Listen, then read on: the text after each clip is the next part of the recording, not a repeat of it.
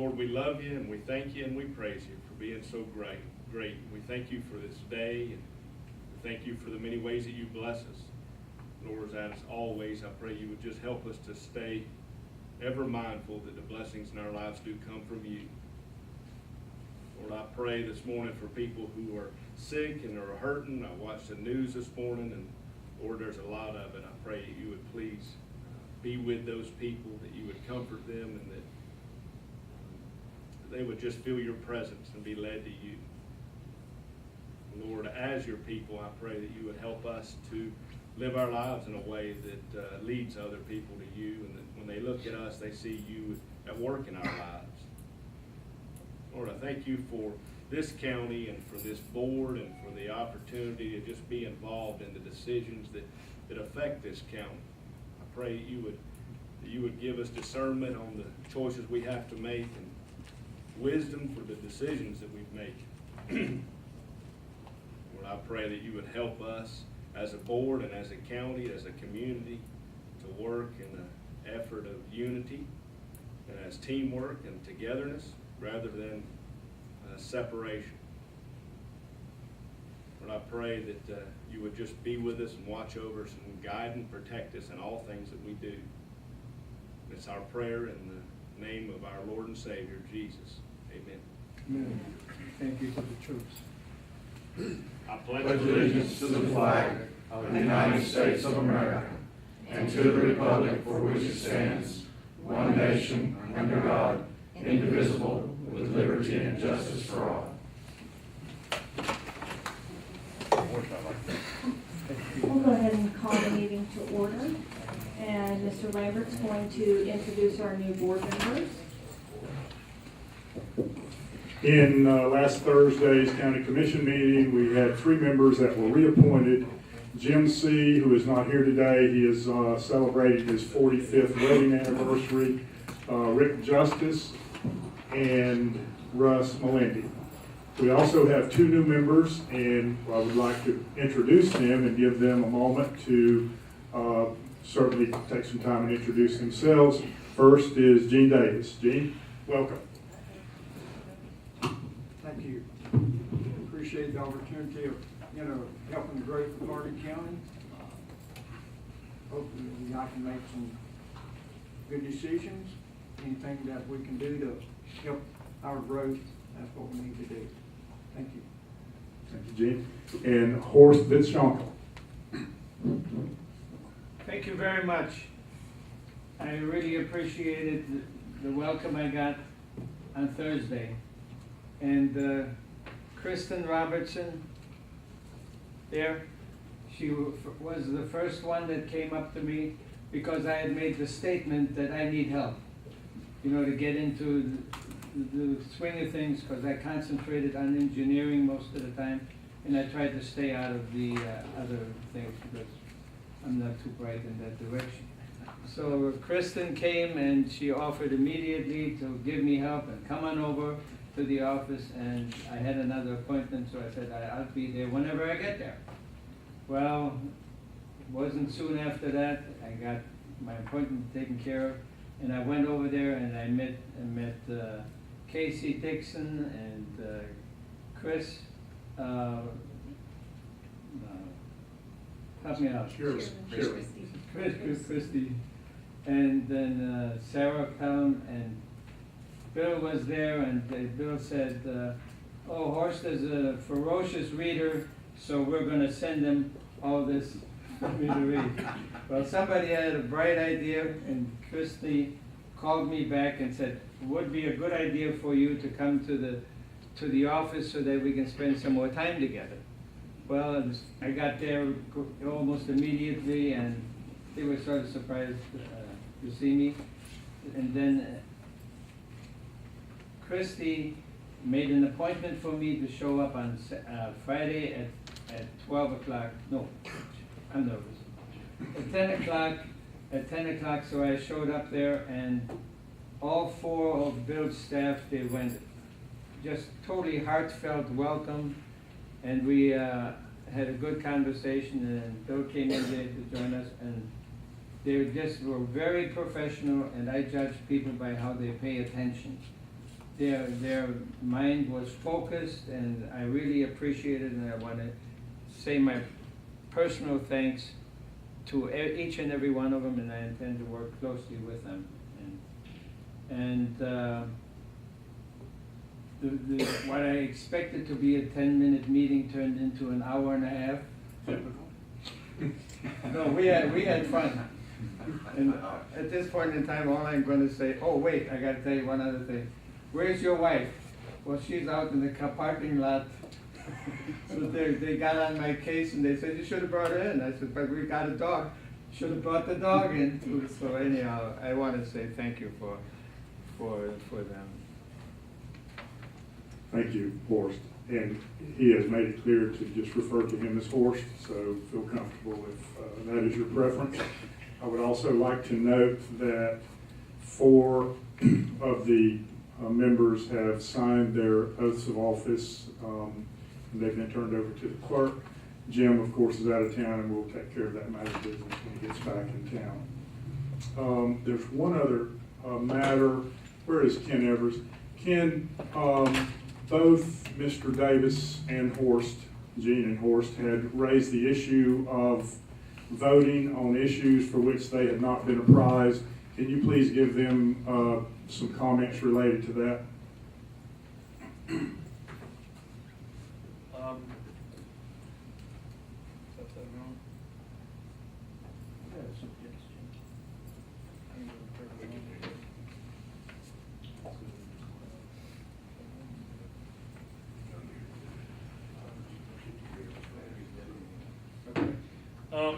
I had this discussion with Gene before the meeting.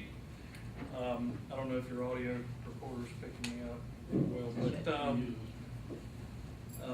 Chapter 112 does mandate that each of you vote unless there is a conflict of interest or unless there is the reasonable appearance or perception of a conflict of interest, or some other reason under the ethics code not to vote.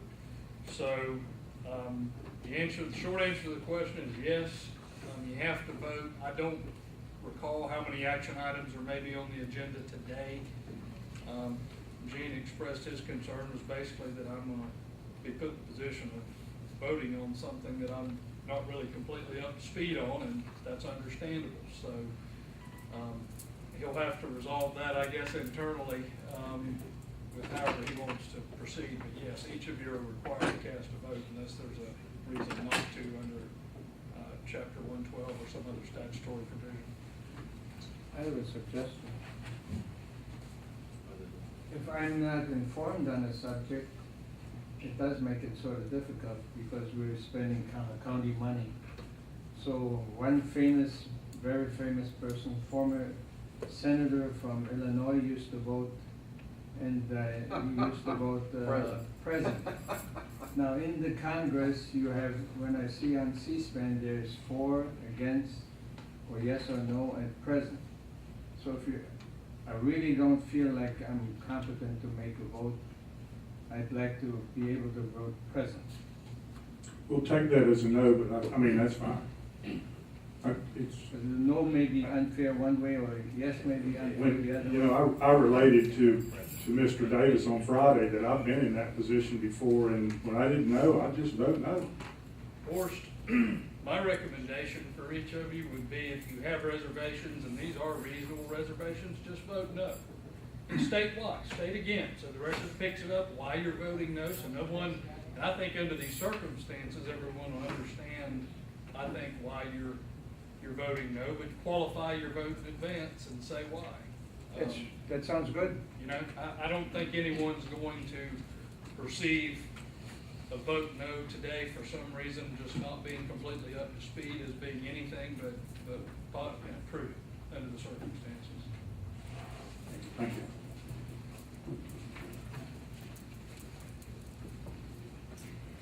We'll move on into approval of the agenda and the minutes.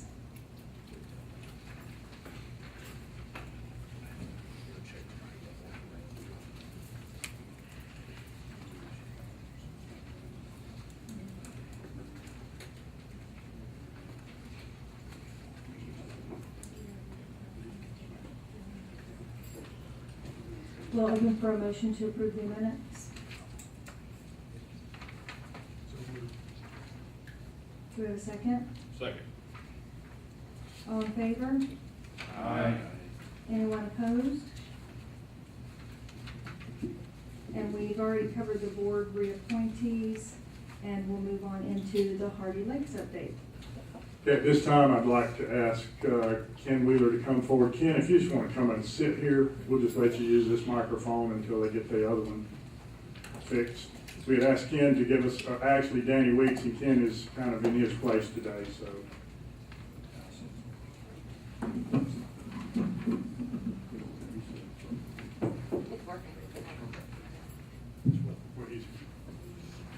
Good morning. As Bill has said, I'm kind of pinch hitting here for Danny Weeks. I have a general overview for you. I may be able to answer some of your questions, but I probably can't answer one of the particular ones. The design component of the project has been completed. The bathrooms, the domestic water supply system, and the septic wastewater system are all designed. The State Health Department has reviewed and approved the design plans for the wastewater and the water supply. Construction activities, electrical work, wire has been installed to 60 RV sites. 9 of those sites will have 30 amp service, and 51 will have 50 amp service. The service boxes will be, I say the service boxes, the receptacle for the RVs to plug into will be installed when the actual site is completed. Domestic water, approximately 7,000 feet of water main has been completed, or will be completed by the end of this week. This includes all the taps for the 60 RV sites. The laterals and shutoffs will be installed in the future. The water supply treatment detention tanks are on order. They're expected next week. The concrete pads for these detention tanks will be poured this week. Regarding the bathrooms, the sand pads, we're going to build a bathroom. They were placed about a couple of months ago, and we're working. Danny's going to act as the GC, general contractor, for this. We're trying to collect prices from subcontractors to complete some of the work. With this approach, the county purchases the required materials and saves on the contractor's markup, and try to get more done for the available funds. The septic system, again, about 2 or 3 months ago, we removed approximately 3 feet of clay and backfilled with the required sand that meets the health department requirements. There's been a change in the state statutes and regulations that now require only a licensed contractor be able to pull a permit for installing the wastewater system.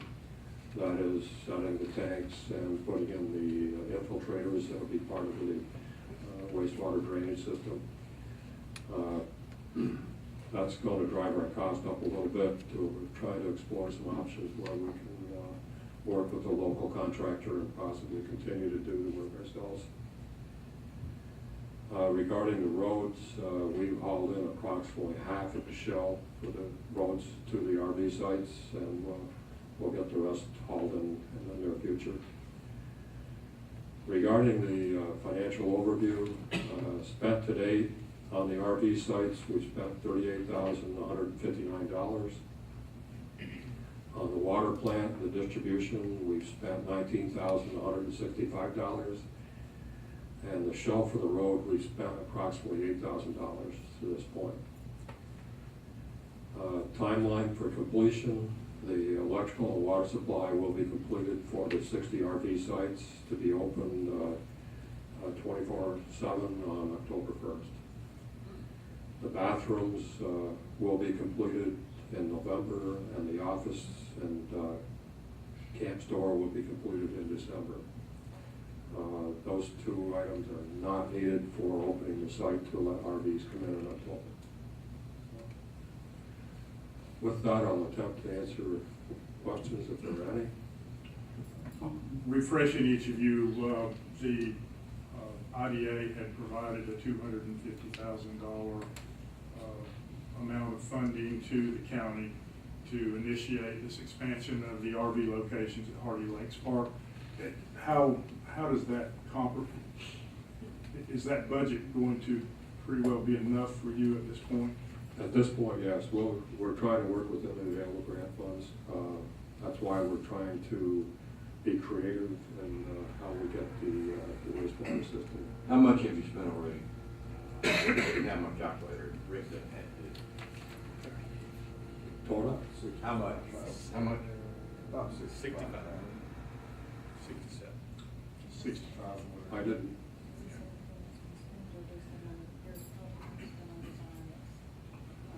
I can't answer that. Danny gave me this. I asked him for how much has been spent to date, and he sent me an email Friday afternoon. And he's I put this together yesterday at home. Okay, so as far as I know, he said there was 38,000 on the RV sites, 19,000 on the water treatment and distribution center, and I got this number for approximately $8,000 this morning from my staff for hauling in shell. Any other questions of Ken? You know, when did we start this project? When was this project started?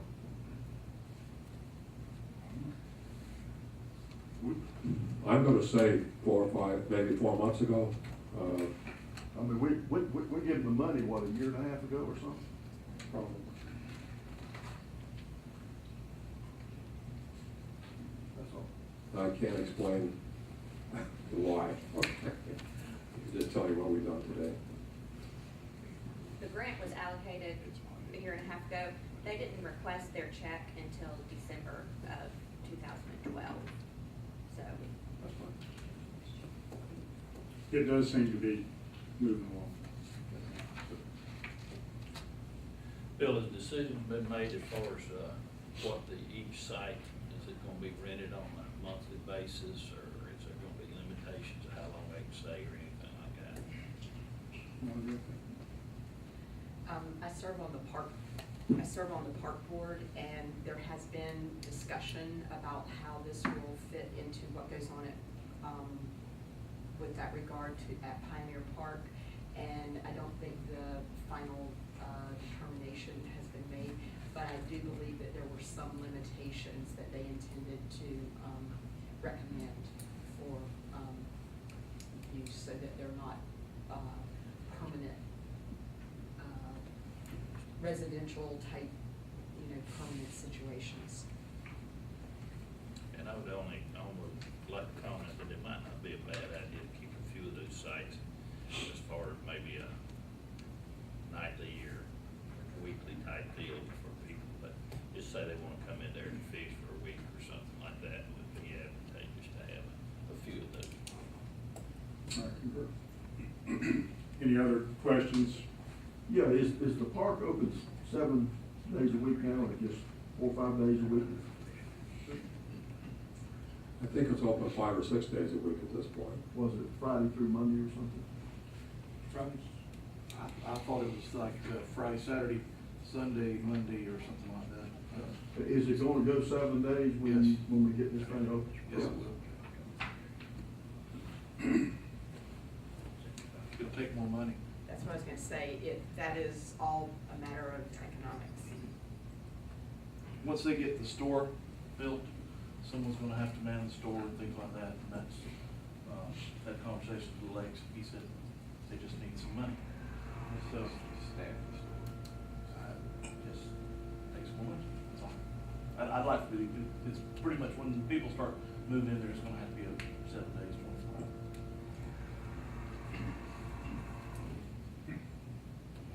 Any other questions? Yes, I have a suggestion.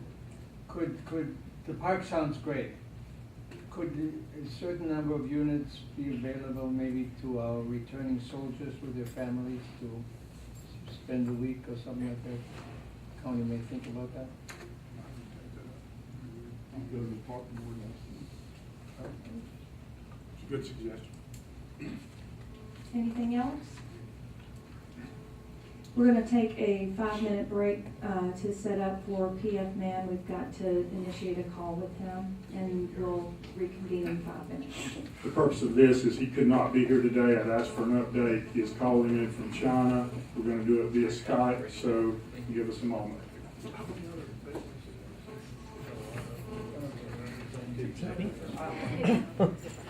Yeah, no, what you were invited to.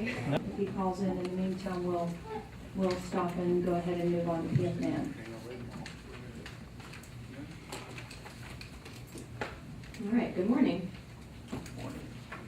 In front of you, you should have 2 packets. One is the PowerPoint itself, the slides, and then there's another packet of information that is your backup material.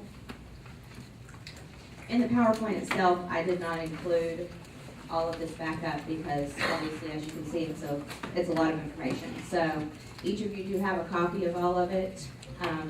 If there's anything else that you don't see in here as we get through the presentation that you would like to see, I will be more than happy to provide you with that detail. And then also the same can be said to the public. If anyone would like a copy of this presentation, if they'll just get with Christy at our office, we'll provide you with a copy of it as well. So we'll go ahead and start with the presentation. Christy, if you could do my slides for me. Next slide. All right, the command center, as you can see from this slide, was a construction project that we did with an EDA grant. We partnered with the Hardin County Sheriff's Department to do this construction project. We did it with the construction management of Half Acre under our existing contract with them. And this facility has been constructed to serve as additional security out at our Commerce Park, as well as a backup for the 911 system in Hardin County. Next slide. I'm going to try to go through this presentation rather quickly. There's really no way to make this exciting, so I apologize if it's a little boring. But first off, the scope of work that was required for this project is listed above, and I have that listed out for you from site work down to electrical. I won't go through every single one of those categories. Next slide. The subcontractor bid list that we received for this project, as you can see, we had 23 Hardin County subcontractors that bid on this project. We had 11 from Sarasota, 7 from Manatee, and 3 from Sebring. So we had quite a few Hardin County subcontractors, which was really good. Now we'll go into the work that was done. The site work, as you can see, the 3 bidders are listed above. The award went to S&H Southland Construction, which is a Hardin County subcontractor, and that was for $98,718. Next slide. Landscape and irrigation, again, bidders. The award went to, again, S&H Southland Construction for $11,500. Concrete and masonry, the award went to Elcob Construction, who is, of course, a Hardin County subcontractor as well, for $16,545. The trusses, we had 2 bidders. In this case, the Hardin County subcontractor was the high bidder, but we do apply local preference, which is 5%. So in the end, the award did go to Scosta, which is a Hardin County contractor. For the carpentry, Oakwood Construction received that bid for $2,725, and they are a Hardin County contractor as well. Cabinets went to Oakwood again. The roofing, you can see that Oakwood had the low bid, but they were declined by the building department because they are not a licensed roofing contractor. So the bid award then went to Hardy Roofing, which is a Hardin County subcontractor as well. The storefront and windows went to Central Florida Glass, and that was for $6,895. The stucco went to Gorley Plastering, which is Hardin County, $2,160. The drywall went to Gorley Plastering again for $3,225. Were you concerned about Were you concerned about the difference? The difference in pricing, Yes. One was 3 times the other. half acre, and I have Greg here too, but I forgot to tell him, ask him to come up with me, but Greg is here as well to go over any of those questions or concerns, but Greg did, analyze every bid and would call them back in after the bids were awarded to make sure that we were comparing apples to apples, so on that particular one, if you want to answer that. Which one was it? Was the one before? For the Drywall. Stucco. The biggest thing on the drywall is Dolphin Innovations Commercial Contracting, our contracts we use in Sarasota a lot. Travel expenses are big on that kind of thing, so it's them coming over here, how many trips they have to figure in. Florida is obviously a local, so I didn't second guess that being a lower bid was a concern, so. And I do, like Sarah said, go through and call these individual bidders, especially the low bidder, and scope the work out with them prior to, and then base my opinion and my award on that. Thank you. Yes, sir. All right, flooring, went to Bellflower Floor, which is a Hardin County contractor. Painting, Oakwood Construction. The HVAC went to Gator Heating and Air, and they are a Hardin County contractor as well. The plumbing went to McDonough Plumbing.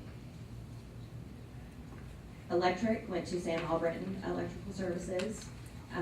Now, you'll notice that Bright Future's bid is quite a bit higher than everybody else's, but if you see the footnote, their bid did include the generator, and I'll let Greg explain that a little bit more in detail. Well, they didn't break that out separately, so I had no choice but to just list their bid the way that it was. But we had elected in the beginning to exclude the generator from the GMP, waiting to see kind of what we would be doing with that at a later date, which we ended up getting one from Hardin County and not spending nearly the money that we thought we would for a new generator, so. Is, on this electrical, was the transfer switch included in this wiring, or are you waiting to do that when you put the generator in? Transfer switch it was separate. So that was done. That was not included in that GMP, in that price right there that you saw. Okay, so it's not there. It is now, yes, sir. We did that as a separate task order later on after the project was closed, after the GMP that we established in the beginning was closed out. I'll show you that in just a minute. We're kind of getting into that. That was, those were just the areas. But now if you look at this next slide, this is our GMP with half acre statement of values. And the GMP is our guaranteed maximum price. And the items that were included in that are your general conditions, reimbursable items, your site work, the building, the bond, and the construction management fee. And your very top page on your backup information is a spreadsheet with half acre on the right and Hardin County EDC on the left. That is our original GMP. So that backup information includes each category that's listed up on that slide and kind of breaks it down for you, every area that's in that. So under your general conditions, your general liability, the job site supervision, the project management, and your travel expenses are all detailed out in that category for you. So if you go down each general category, you'll see what makes up that total price. So the GMP for this project was $295,286. If you'll go to the next slide, you'll see this is our final change order accounting. And if you go to your packet of information, the next page is our final accounting summary. And then the page after that, you'll see the change order. And I have the change order listed out for you where it takes the original GMP of the $295,286. Half acre issued us a change order and took the price down to $286,029.60. So your second spreadsheet will show you where those categories changed and how we were able to lower the price of the project.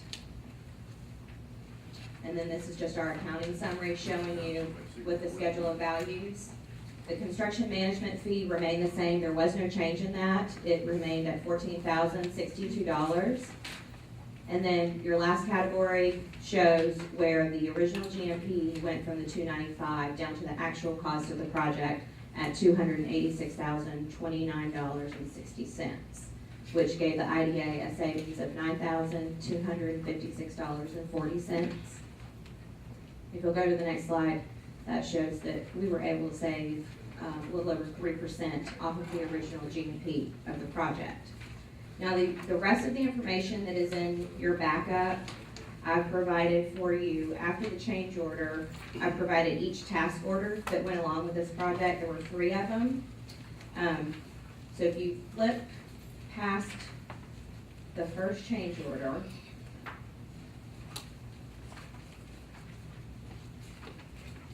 that's where we start having the task orders. The very first task order that was issued was the original GMP.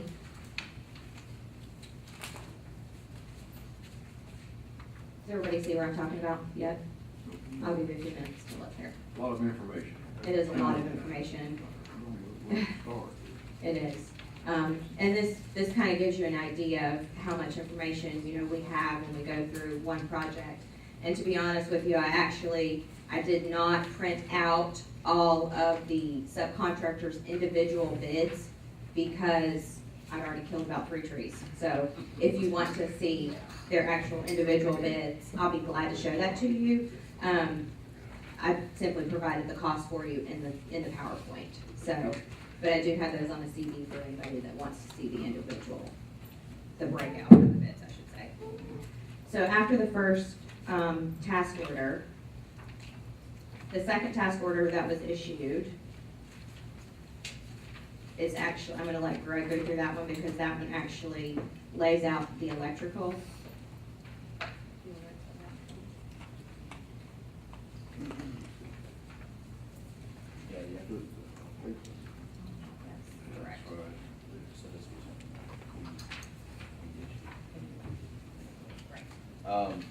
Task order number 2 was for providing installing the emergency communications equipment from Motorola. In the beginning, I was asked by the IDA to handle this directly. Once the equipment was installed and everything was complete, we ended up handing this back to the IDA to pay directly. The reason behind was the quote that we received did not include tax, which we knew. The IDA had just received their tax exemption certificate, and if we as a private company paid and bought that equipment for you, we would have to pay tax. We allowed the IDA to pay for this directly in the tax savings program to be able to save that tax, which was like $800 or $900. So this one, it started out as a task order, it then went back to the IDA to pay directly for that. So. Are you talking about the one for $13,000? Yes, sir. Yes, sir. Okay, so is there any more like that? Is there any more? Yeah, if you add this 13,000 to the 282, then it's really more than what the Than 282. original Yes. cost was Yes. for the building. Yes. Estimated for the building. Yes, sir. This was not included in the original estimate because there was no, I didn't know that this equipment was even going in this building, to be honest with you. What I have in a set of plans, how I formulate my GMP is based on the design documents that I'm given, or that we provide based on the needs that you have. So that's, the building structure, the foundation, the site work, the walls, the roof, that kind of thing. This wasn't listed or even shown that it was even part of that original design concept. Okay, is this the only one? I believe so, yes, sir. Or there might be, I think there was the generator. The generator was. Oh, well, yeah, I understand Yes, the yes, sir. generator. Yes, sir. Does anybody else have any questions on that particular task order?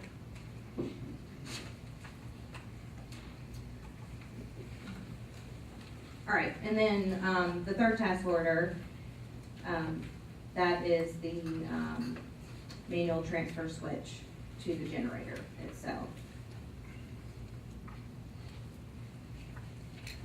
And if you flip through each task order, you'll see the backup information with the subcontractor that goes along with that particular task order. This one was done by Sam Albert Electric. And then after your task order, I provided the pay apps for you. There's 5 of them, And these actually, this is how Half Acre submits to us. They submit us a pay app, and included in that pay app is the total price, and then behind it is included every piece of what particular stage they're at in the project. And so if you look at the first pay app, for instance, there's a lot of information that goes with each pay app. I've provided you with Half Acre's accounting detail as well in all of the pay apps. So you can actually see every check that was written by Half Acre out to the subcontractors for each particular piece of the project. So there should be no stone left unturned in your backup information. You should be able, from looking at all of this information, be able to see every piece of the project, every check that was written, every subcontractor that we worked with, and how much they were paid. Well, I wished I'd have had this about a week ago. It takes me a while to digest this stuff and look through this stuff, so maybe next meeting I'll go through it and have some questions or something. Feel free to do that. Does anybody else have any questions? I have a suggestion. In the future, in the graphics that you did, they're very, very nice.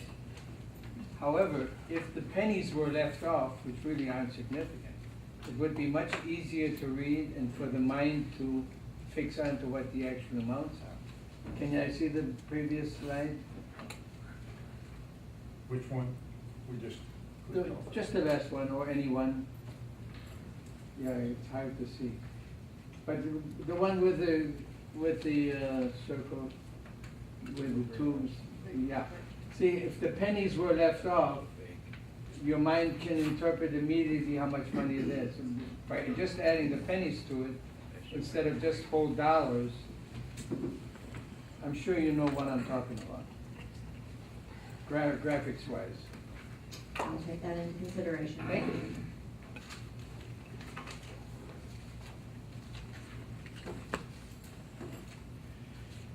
All right.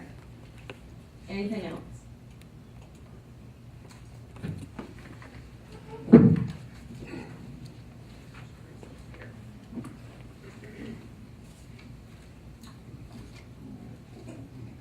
All right. Well, if there are no other questions, again, I'll be happy to sit down and go through this with you. Unfortunately, I have a time limit, so it's hard to go through this much information in a board meeting, and you know, I apologize for that, but I would be glad to sit with you and go through it individually. Just give me a call and we can take as much time as you need to go through all of this. Thank you, Sarah.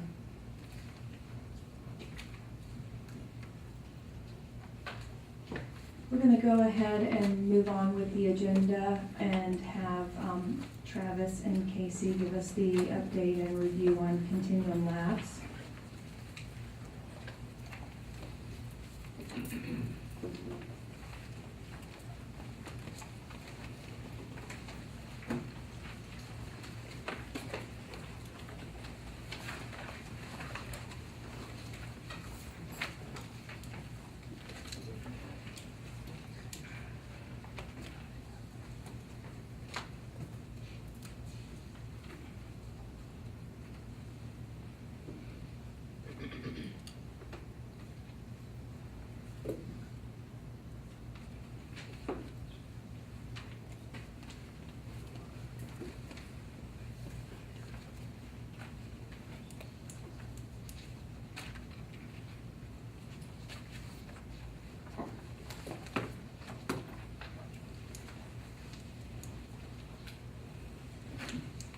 Sorry, just give us a minute to get it just set up.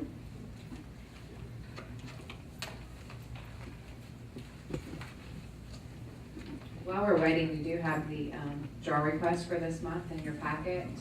I'm sure, I guess Christy said that to you guys on Friday. If there's any questions about the draw request, I'll be glad to answer those now while we're waiting on Travis to do his presentation.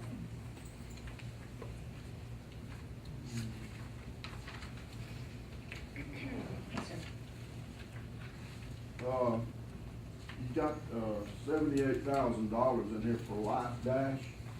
I thought they had did away with Life Dash and just was going with CareSync.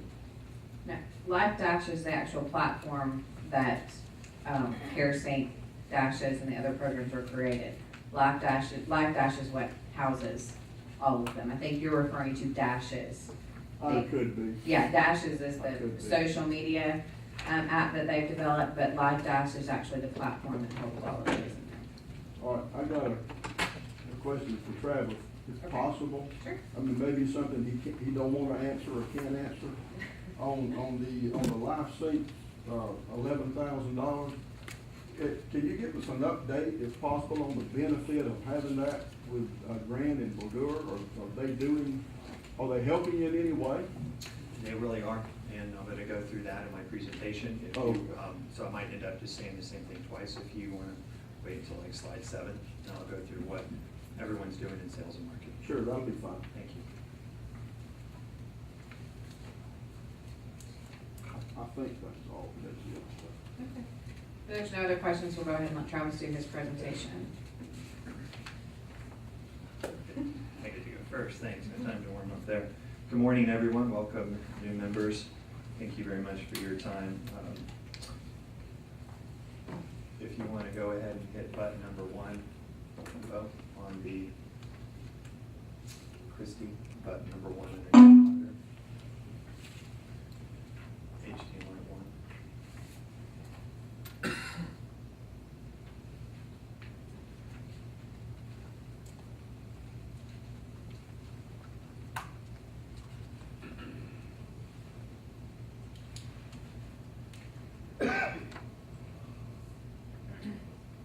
Command F.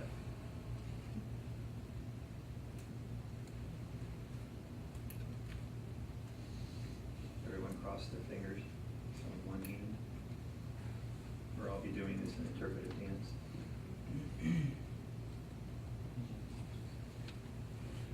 Is it It's full? showing on the screen. Is mirroring on? I'm so sorry. If you think it's hard to do a presentation, think about it, creating an entire software application.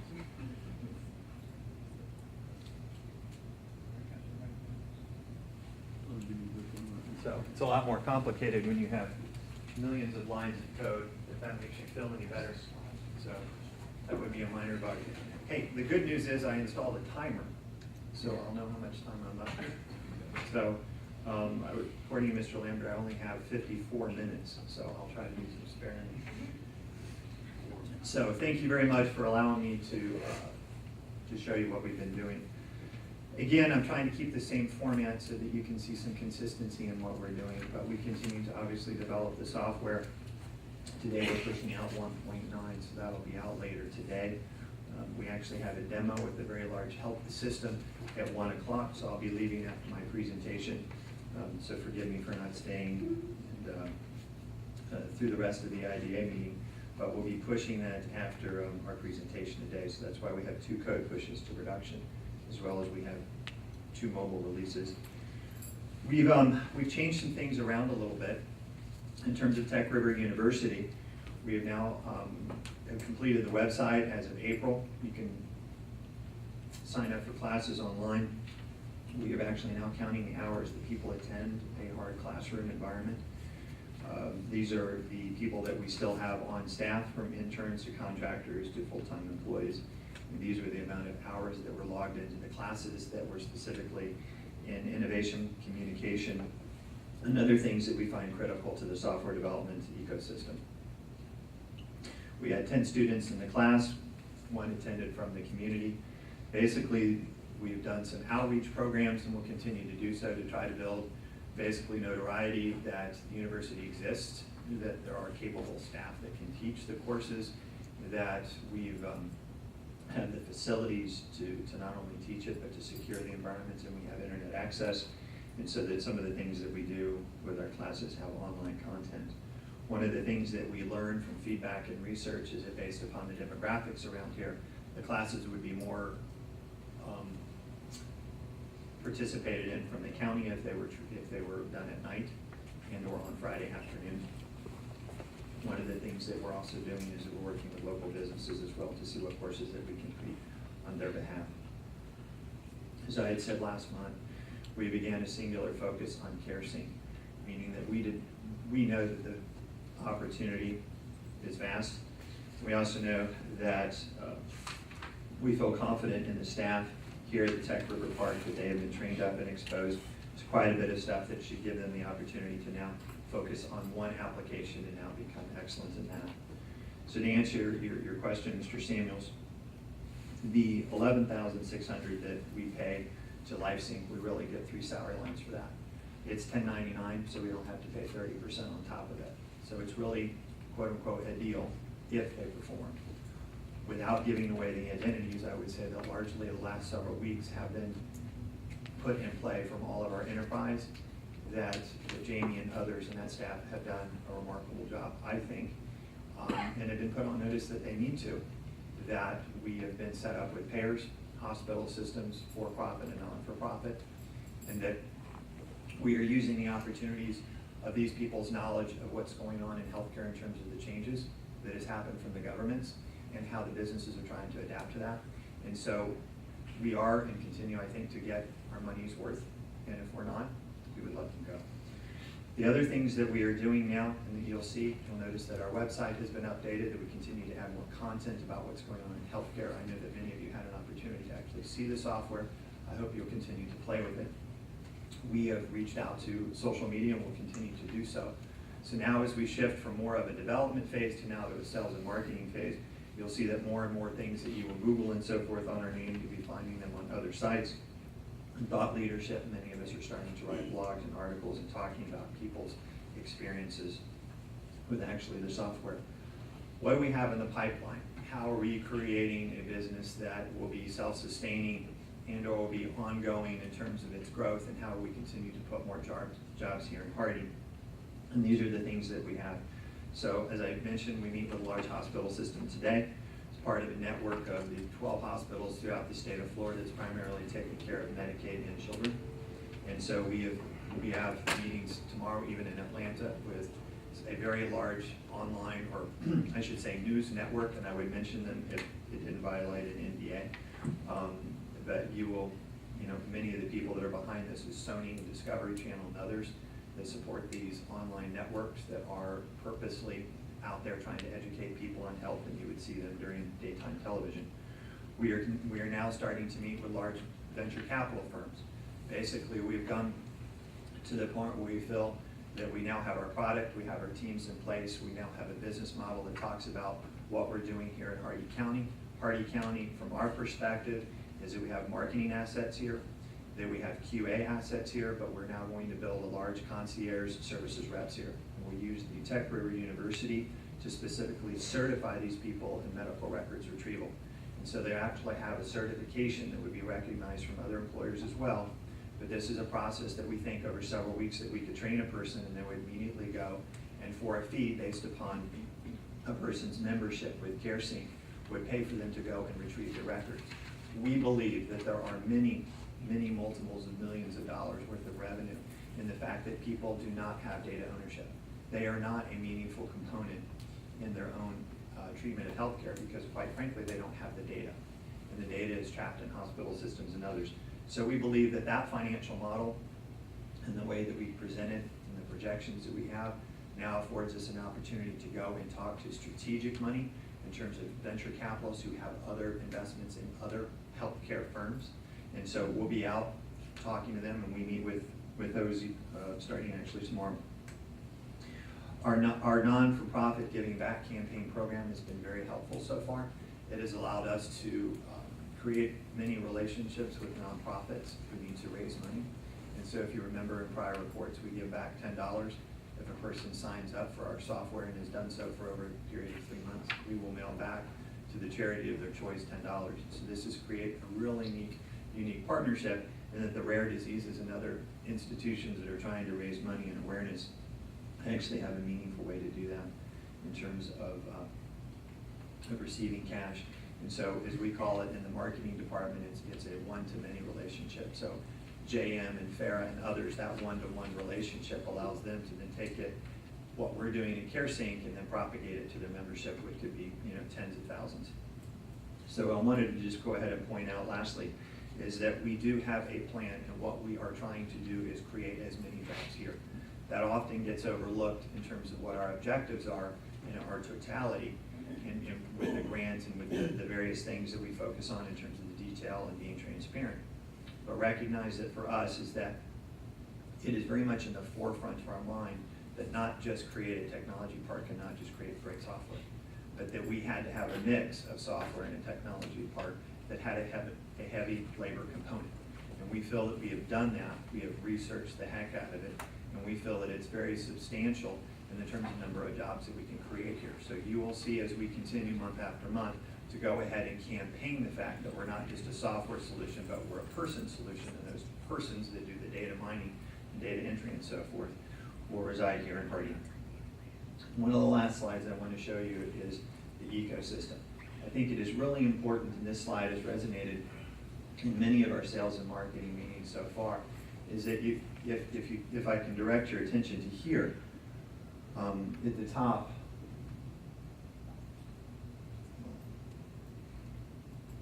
is that you can see that there's hospitals, there's labs, there's other facilities. This is where we mine the data from when you go online and you do the authorization forms that we get them. And so the ones, the CareSync Plus team, that is your Hardee County. In terms of major hires, is that they will be going and they're recording allergies, these documents, and transcribing medications and so forth. This is reinforced by the family being involved in the healthcare. And so now as you see data being entered into the system becomes more valuable. And so now you have an empowered patient who can now return to a doctor with more information. And that in our industry is known as being quote unquote the engaged patient. And so now the engaged patient can return back into the system, back to hospitals and others, being more informed, having more records, and then actually ultimately improving outcomes or better treatment and care. That is my report. Yes, sir. One thing that I've found is good about the system. I have children scattered around. I have one in Kentucky and one that, she's around. She's here, but she's around everywhere. But it's for example, medical cards, social security numbers, driver's license. I get these calls, and they're at a doctor, they don't have the card, or somebody needs a copy of their driver's license. And I have those things, I've scanned them, and they're in various folders on my computer somewhere. And of course, when the doctor or the office calls and I say, yeah, I can find that for you. And then I say, well, let me call you right back because I'm going to have to look through, because I've got them scattered in this personal folder and that personal folder. And that was one of the major things that I found. Just that concept of being able to have living wills, various other types of documents, driver's license, medical cards, because of course if they have it on their phone, on the mobile app, they can just look it up themselves, click send to either a fax number or to an email, and they have it immediately without me having to try to find it and then scan it and fax it or whatever and sometimes I'm in meetings like today. If they called and said I have to have this, I couldn't get it. So there's bits and pieces as I'm finding makes it very beneficial to have things in one area. So that's my comment. I appreciate that. Thank you very much. I think that when you empower patients and you build a brand of trust, the funny thing is that we all use, we use CareSync, right? And so with 5 kids and a wife who frequents the doctor and so forth, in our investor pitch, we have actually, of the people that have used CareSync at the provider level, 100% of all the people have done it. It's a small sample size, but 100% have found that the doctor goes through the task list of, okay, now these are the things I told you to do. And in 3 of the cases, the physician is saying, instead of returning 6 months, you have it all together, I'll see you in a year, and wrote for medications for a whole year. So we really have substantial proof that just at a minor level, we're reducing costs for healthcare. But it's exciting, and it was kind of hard to see a couple of years ago in my mind. I probably didn't articulate it. But with Obamacare and everything else, if we continue to build a brand of trust and we can spend our sales and marketing dollars now in educating people. The interesting thing most people don't know, anything minus 7 years, it's gone. Anything that was done to you in healthcare 7 years ago has been shredded or burned. Iron Mountain and other people have made a business in shredding. So it's very interesting to try to recognize how important that information is and what a disadvantage patients and their families are when they don't have this information. So thank you for bringing that up. Any other questions from board members? We'll move into the 6-month review.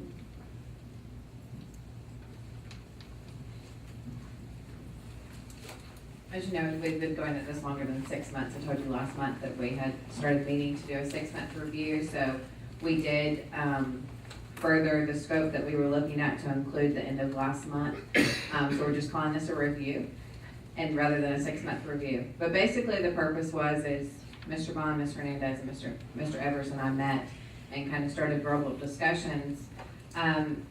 Basically to look at the contract and the deliverables that were in the contract and exactly where Travis and his team were as a result of those deliverables, and to be able to give you some form of reference as to where we are in the process.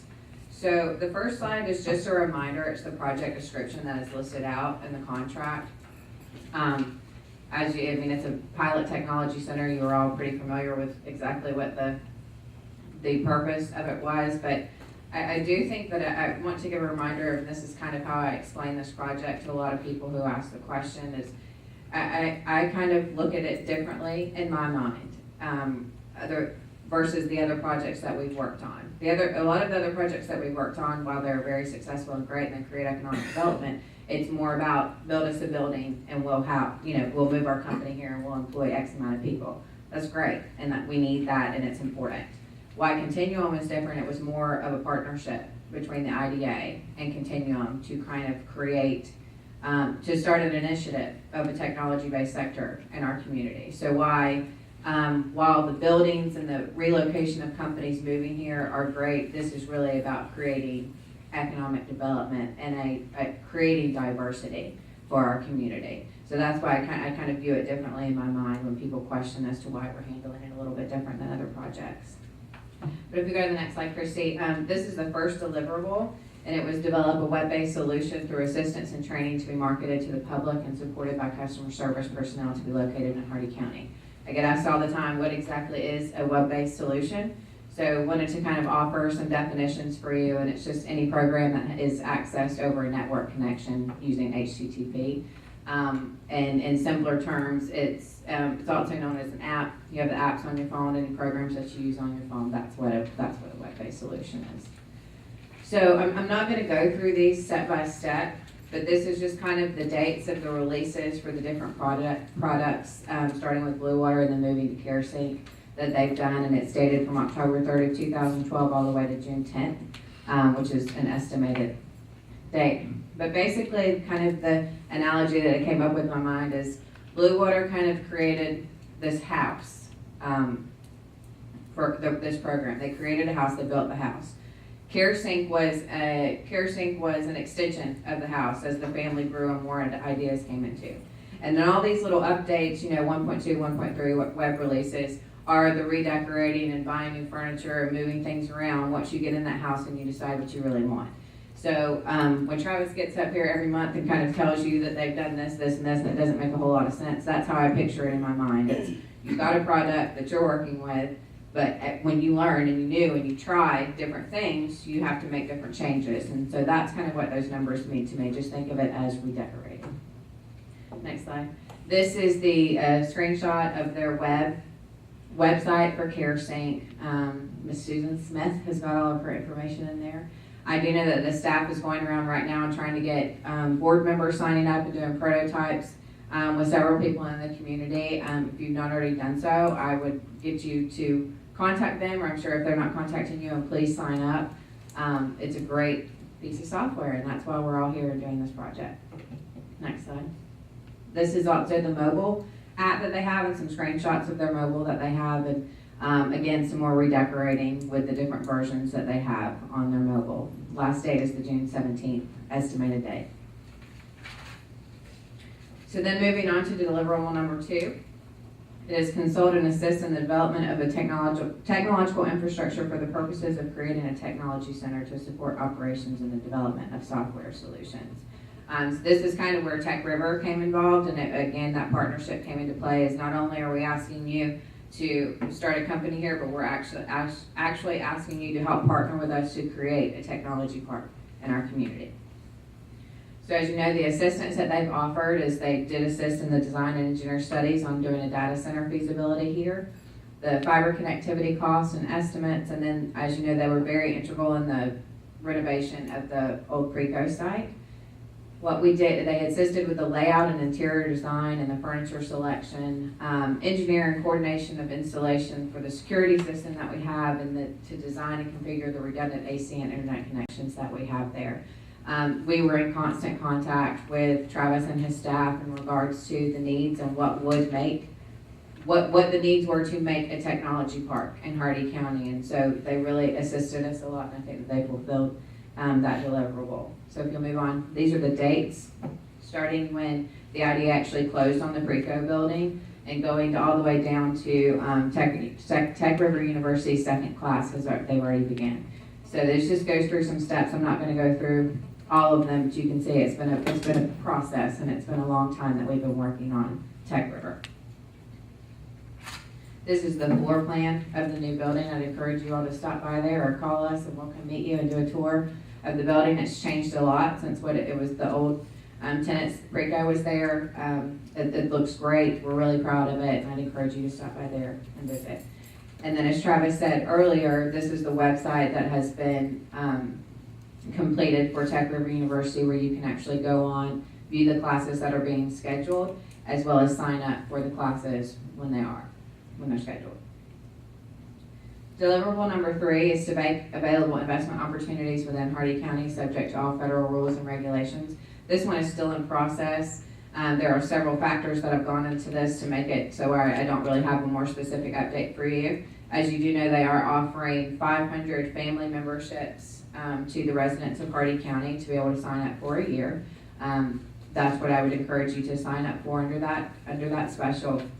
However, I think the intent was to do it more of a publicly traded company, that sort of thing, and we're just not at that process yet. We're not at that stage yet. So we'll keep you posted on the status of that deliverable. 4.4 is to recruit additional technology companies to co-locate within the technology center and or the political boundaries of Hardy County. They have also really helped us to consult and with the recruitment and the coordination with getting Rapid Systems and Rapid Tech in there. Obviously, bankers understand bankers lingo, and teachers understand teachers lingo, techies understand other techies lingo, and sometimes we get lost in the conversation. So it's been really beneficial with us to have that area of expertise while we are working with recruiting other companies in there, and Travis and his team has really helped a lot in making sure that all of the needs are fulfilled for the tenants coming in and the future tenants we hope to have in there. 4.5 is to continue to monitor market changes and opportunities related to data center development in Hardy County, and to initiate economic development opportunities related to data processing, handling, and storage, etc., when available.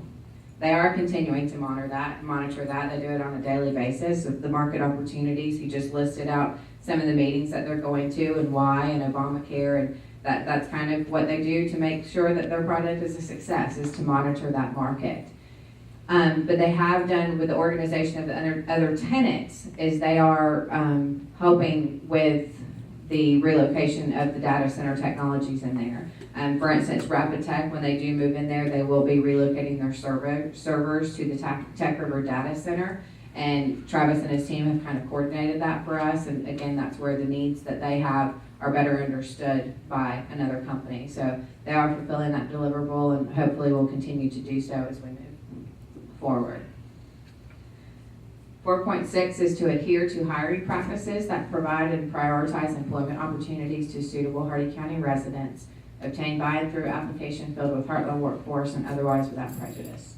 They have utilized Heartland Workforce without exception since their number one hire, and all hires that they have currently are Hardy County residents. 4.7 is to recognize, support, and effectuate the facilitation of job creation and economic diversity in Hardee County as a result of receiving funding from the IDA through this agreement. And the initial job creation shall substantially be as follows. And that was that whole list of all of the job positions we had listed in the contract, and I just did not include that in here for you. However, they have 13 hires, as I said initially. They were planning to initially hire in classes every 3 months to hire these classes, but when they got into it, they realized that it was better to do a hire as needed basis rather than just hiring people for the sake of hiring people. So moving forward, what they will be doing is focusing on the healthcare assistants, as Travis said earlier, Q&A personnel, and design specialists. So they do have plans to start those hirings soon. This is all of the training that the current hires have been through and that the new expected hires will be going through as well. I'm not going to go, there's like 4 slides, Chrissy. I'm not going to list every single one that they've been through, but you can see there's a lot of training that has gone on with these hires. 4.8 is to provide by the 30th of each month during this agreement a draw request with the Hardee County IDA. They are in compliance with that. As you know, last month, Travis did ask for an extension when he turn that in, and that was just because for unforeseen events, I did grant him that extension, but otherwise they have been in compliance with turning their draw request in. And then 4.9 is provide at the regularly scheduled monthly meeting or any special meeting legally noticed during this agreement a detail of accomplishments and benchmarks, which, as you know better than else, Mr. Bond's here every month and giving those updates. He has made those since September of 2012, and he just gave his last one, so they are definitely in compliance with that deliverable. Just some additional highlights that I wanted to point out is, you can move on, Christy, next slide. Community involvement. These are some dates of events that they've been to in the community. They're really trying to make Hardee County their home. As their 13 hires are from here, it's important for those 13 hires to really get integrated in the community and for people to understand what they're doing. So they're really making a huge effort to be a part of our community, and it goes from October last year to just the Relay for Life back in April. And then they also have community memberships, which I know we've discussed in here, but they're a member of the Chamber, Rotary Club, Lions Club, Education Foundation, Main Street Wauchula, and the Main Street Marketing Committee. And just in closing, I found this quote on some of the Florida Chamber stuff that I was working on and thought was appropriate for here. If Florida is to compete in the global economy and take full advantage of technological advances, especially those that open up the market and provide a level playing field, while providing the wider availability of broadband and other telecommunication services, it must do what all smart businesses do. It must adapt. And I think that's what this project is. I think we are adapting to the needs of the nation and the world, and we're trying to be on the forefront of that. So I'll be glad to answer any questions. I'm sure Mr. Bond would answer well. Yes. Okay, I'm following this, but I have a simple question. Okay. Pretend I'm young again. Okay. And I attend the university, and I'm there for a year. All of a sudden, I get accepted to Ohio State. If you could explain to me what courses and the details in which I can transfer as credits to Ohio State. Okay. University is kind of a loose term, I guess is the word. It's not as of yet. That's not saying that one day it can be. It's not an accredited university. When we're saying university, we're referring to a training program, a specified training program based in technology. Those training programs can be specified based on the needs of a company and the employee that they're hiring. If the company is trying to hire a group of employees that need specific training, they can work with Tech River University to get the exact training that needs to be done so that they're trained in that aspect and then can go straight to work after that. All the way from the 2 classes that they have done, what were the titles of those? One was in leadership and one was in marketing, innovation. So they're just doing general training just for the public or anybody else that wants to be there to just kind of get a handle on technology. Could you be a little specific about the training? I have no feel for. Right, but that's what I'm trying to explain is that the training will be different based on the needs of whatever company is wanting the services of the university. If Vandola Power is hiring, 3 different employees that need some specific technological training based on what the needs of that company is, then that training will be specific to Vandola's needs. However, if Mr. Justice at First National is hiring, 5 IT guys that need a specified program to work their software, then he would be able to work with Tech River University as well and get that specific training. So, but they are also offering generalized classes. As I said, one was on innovation and one was on marketing, so that to encourage people to come there and utilize their services.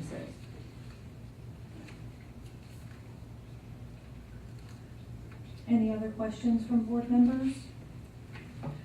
One quick note just to point out, all of the trainings that were listed in the PowerPoint presentation are certificate-based trainings and programs. So if for whatever reason one of the employees left left Continuum, they'd be able to take those certificates with them. Likewise, anybody that goes through these trainings, they are certificate-based programs that you would get an actual certificate of completion upon the end, which you would be able to use when you go out to any other jobs. When do you expect Rapid Systems and Rapid Tech to move in? Rapid Systems is here. We can put them on the spot.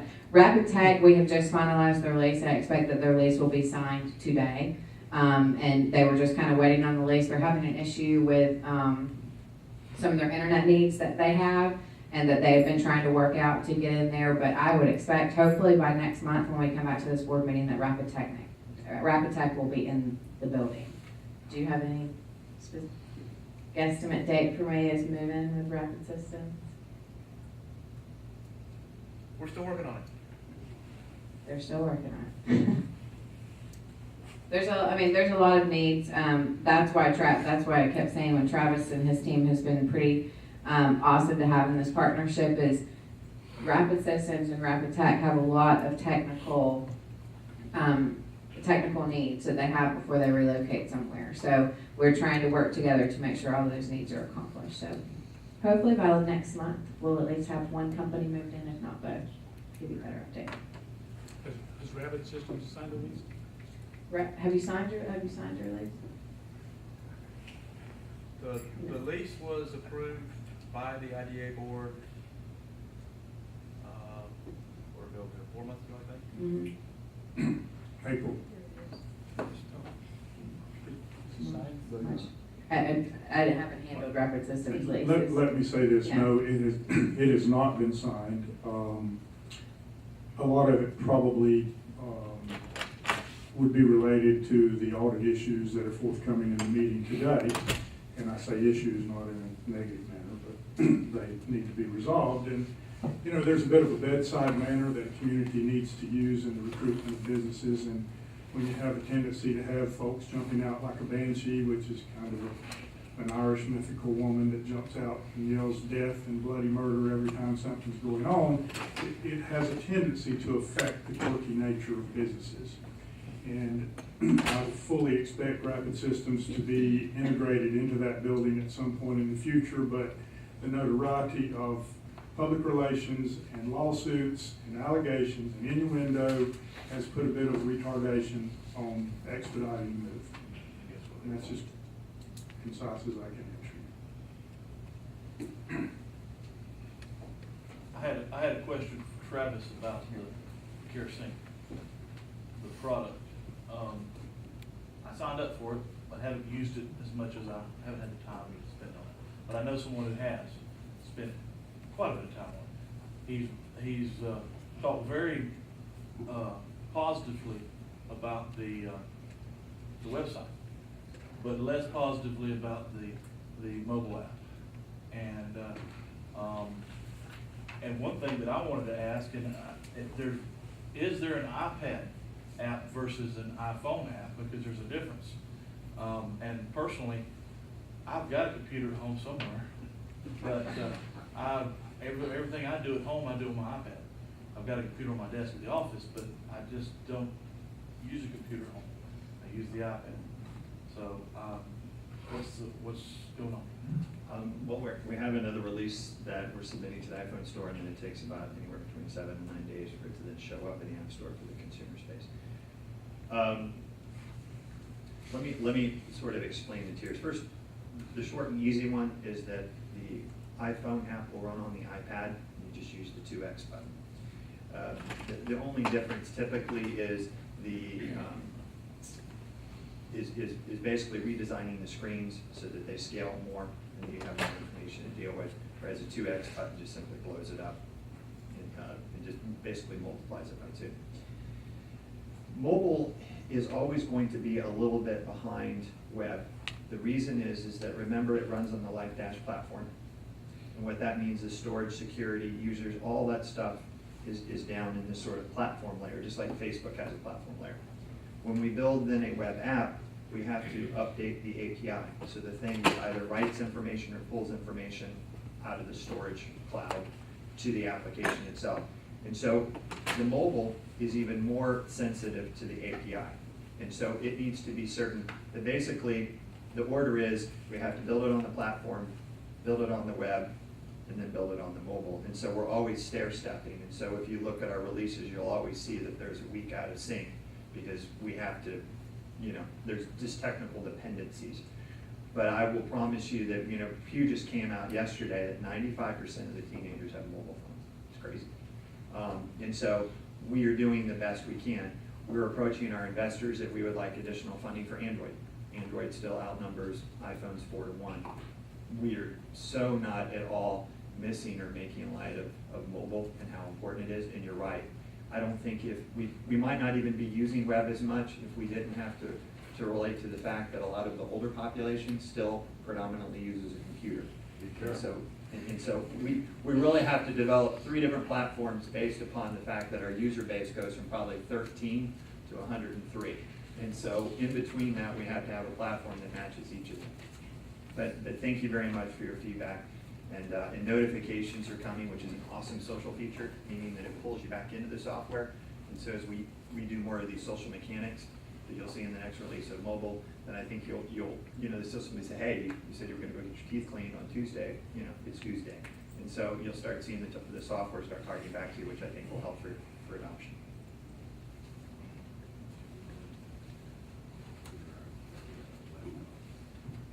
Travis, I had a question for you. Is it scheduled on an upcoming release where you can scan or take pictures of documents with your phone and be able to set up on the iPhone so people don't have to actually set it up on web and then open it on their iPhone?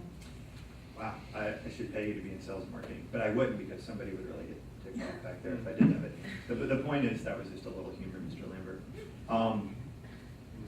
The release after the one that is coming in the iPhone store, we're now adding journaling and we're adding more details to tasking. And so you'll be able to do a picture. And so if you take a picture of a mole or something within the doctor's visit, you can do a picture, you can do a voice note, you can do additional notes within it. So yeah, you're going to see a whole other little bucket of functionality show up in the release after the one that's coming in mobile, and then you'll also see that in web. So the answer is yes. And you'll also see journal, which is huge. And so I know that Mr. Samuels, and we talked about it, remember that we use dashes as part of the training class. And so that is getting reused now in journal, and journal is the next thing that's coming in the web. So next time I come back and do the July report, you will see journal and you'll see all those other things that have already been added. Any other questions? Okay, thank you, Casey, and thank you, Travis. And we'll move on. As you all recall, last month we had a presentation from Clifton Larson Allen about our financial audit. And so as somewhat of a formality, we need to approve the financial audit this month. Tricia is here, Les Baby, and is prepared to answer any questions. Well, Baby is here somewhere. Well, yes, Baby's coming with Daddy, so. Okay. So Tricia is here to answer any questions that we might have on the audit. If any board members have any questions, we'll have Bring an us up to opportunity. date, what was it, how? Oh, Well, on May 24th at 5:09 a.m., after a long night, I delivered a baby boy, and his name is Ian Christopher Floyd Jr. He was 5 pounds, 9 ounces, and 21 inches long.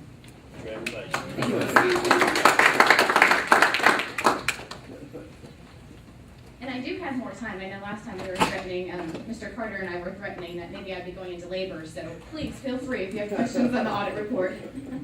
I have a lot of time today.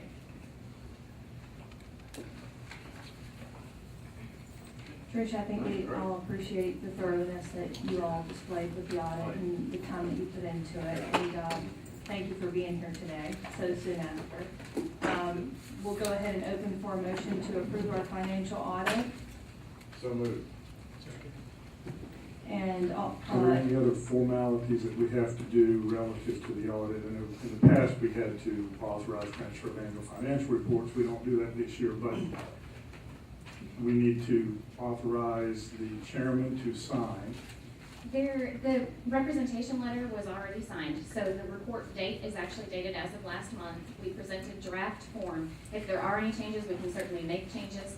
We hadn't heard of any changes over the past month, so we went ahead and printed with the final report date. So everything from that perspective has been satisfied as far as our audit. The one thing that we do have to submit is there's a checklist for the Auditor General, and that is one manual copy and one electronic copy that's submitted, and Sarah and I were going to go over that this afternoon. That does not need any signatures, though, or other approval from other areas. So the only formality in the motion is to accept the audit as presented. Correct.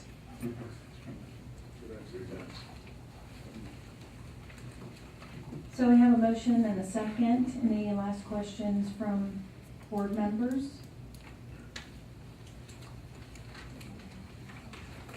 Any other comments from the public? If not, all those in favor, say aye. Aye. Anyone opposed? Say no. Okay, we'll let the record show. And Jean, did you also? Okay. And we will take a brief 5-minute break before we move into the Rapid Systems audit.